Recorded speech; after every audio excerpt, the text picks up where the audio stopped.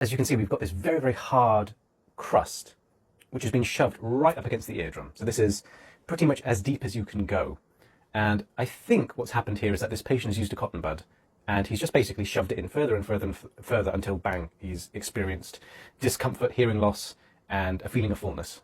So if you kind of cast your eye to maybe sort of 11, 12 o'clock, you can see that bluish skin, kind of bluish grey skin, just lurking behind the impacted debris. That's the eardrum, which is very sensitive. And the problem with this case is that, first of all, it's not comfortable for the patient at all for me to be digging around in there, but there's really no other option. This has to be removed.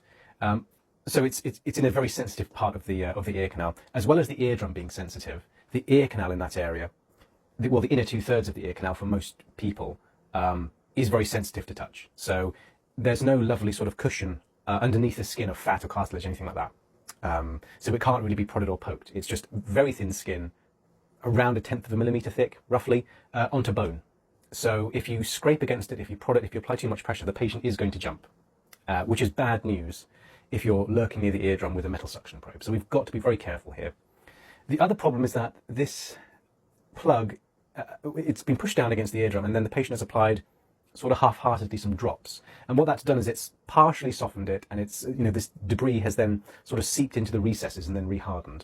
So just before your ear canal meets the eardrum, you have the ear. It's not a smooth plane, in other words. So the ear canal doesn't attach to the eardrum perpendicularly, if that's a word. So it goes down and then up again. So what you have are these recesses or trenches or depressions, fosses, whatever you want to call it. And the plug is then anchored in those recesses.